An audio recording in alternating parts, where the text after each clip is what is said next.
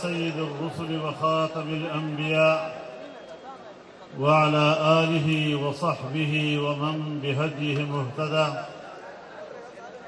أما بعد فأعوذ بالله من الشيطان الرجيم. بسم الله الرحمن الرحيم. يريدون ليطفئوا نور الله بأفواههم والله متم نوره ولو كره الكافرون. صدق الله العظيم.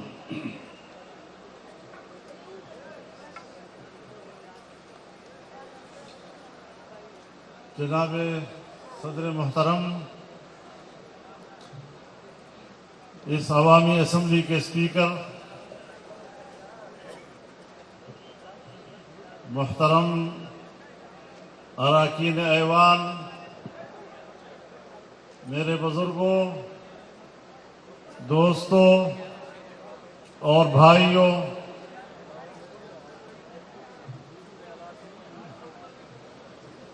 مظفر گڑھ میں آج جنوبی پنجاب جمع ہے. تاحد نگاہ انسانوں کا سمندر ہے جو اس بات کو پاکستان کے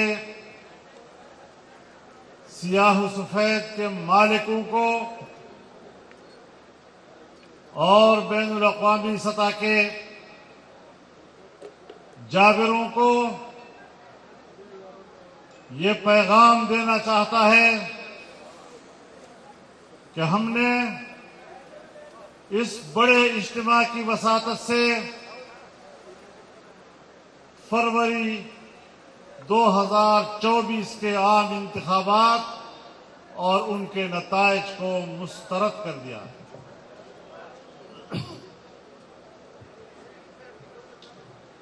ووٹ عوام کا حق ہے. حکومتیں بنیں گی تو عوام کی مرضی سے بنے گی. کوئی کتنا ہی طاقتور کیوں نہ ہو. میں ان طاقتوروں کو بتانا چاہتا ہوں کہ آپ کو اپنی طاقت کا نشہ ہوگا، لیکن ہمارے پاس قومی غیرت و حمیت موجود ہے.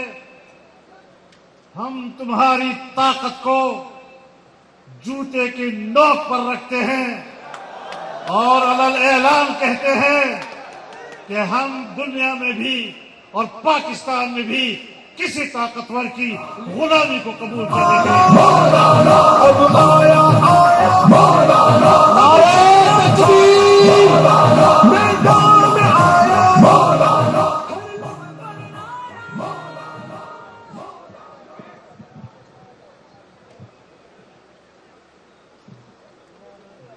میرے محترم دوستو،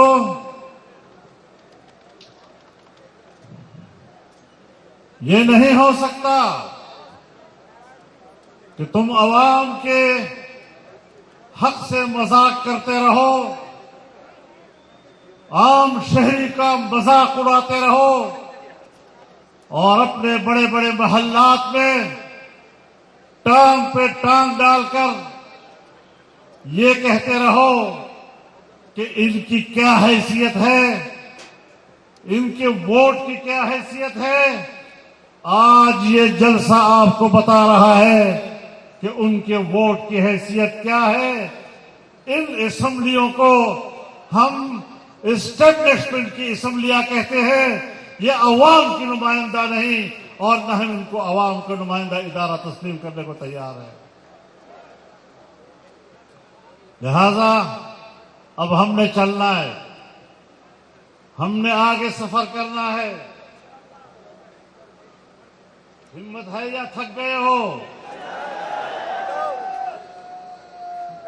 اس سفر میں اگر جیل آئے تو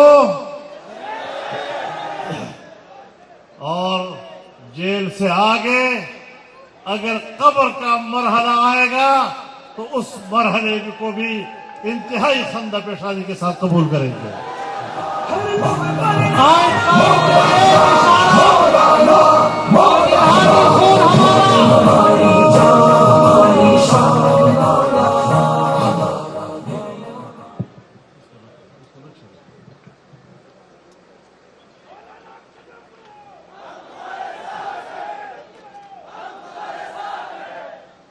میرے محترم دوستو، ہمیں اداروں کا احترام ہے. ہم پارلیمنٹ کو عوام کا نمائندہ ادارہ سمجھتے ہیں، لیکن اس میں عوام کے نمائندے ہونے چاہیے، اس میں جاسوسی اداروں کے نمائندے نہیں ہونے چاہیے.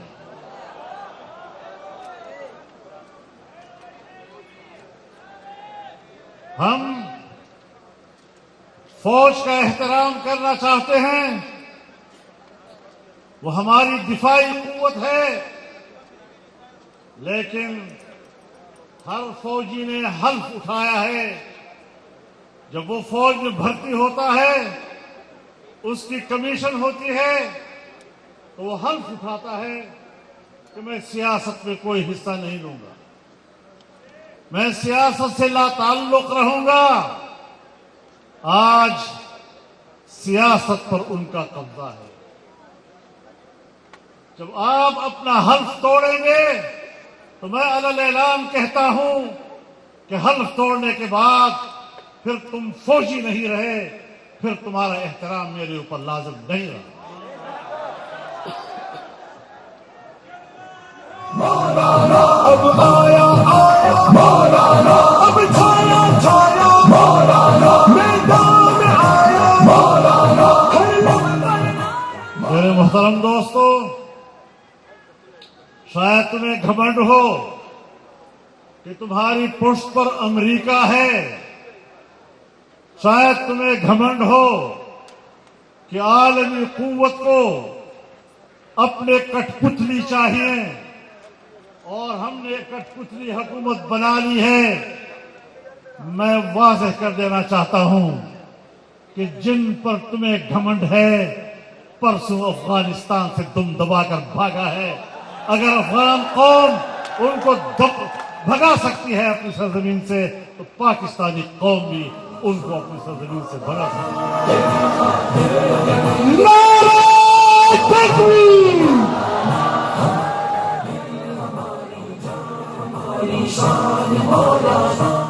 میرے محترم دوستو،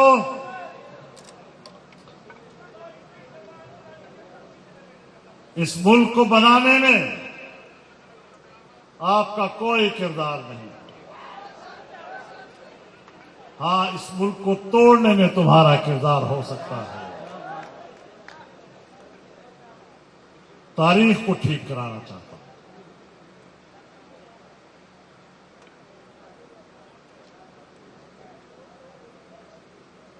ذرا تاریخ کے اوراق کو پلٹیے اور ان اجتماعات کو روایتی اجتماع مت سمجھیے. یہ لوگ صرف ایک جلسہ کرنے کے لیے اکٹھے نہیں ہوئے، یہ انقلابی جذبے کے ساتھ اکٹھا ہیں اور سیاسی میدان میں آپ کا مقابلہ کرنا چاہتے ہیں، اور سیاسی میدان میں آپ کا مقابلہ کرنا جانتے بھی.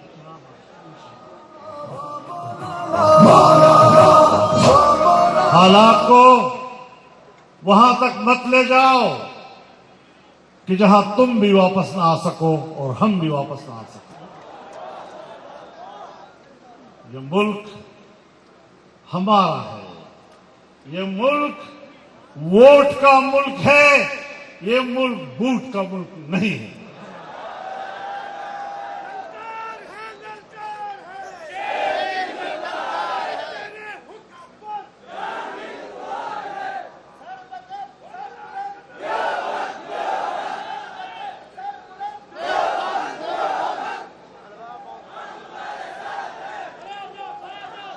ایک زمانہ تھا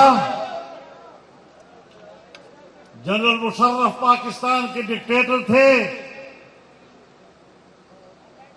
ایک دفعہ مجھے کہنے لگے کہ مولانا صاحب مان جاؤ نا، امریکہ آقا ہے، ہم ان کے غلام ہیں نا. میں نے کہا جنرل صاحب یہ تو میں مانتا ہوں کہ امریکہ آقا ہے، لیکن کردار دو ہیں. ایک تیرے آبا و اجداد کا کردار جس نے آقا کے سامنے سجدہ کیا، اور ایک میرے آبا و اجداد ہیں جنہوں نے ان کی خدائی اور آقائیت کا انکار کر کے اپنے سر تو کٹوا دیے لیکن جھکنے کے لیے تیار نہ ہوئے. تجھے اپنے آبا و اجداد کی تاریخ مبارک، مجھے اپنے اکابر و اسلاف کی تاریخ مبارک. نعرہ تکبیر!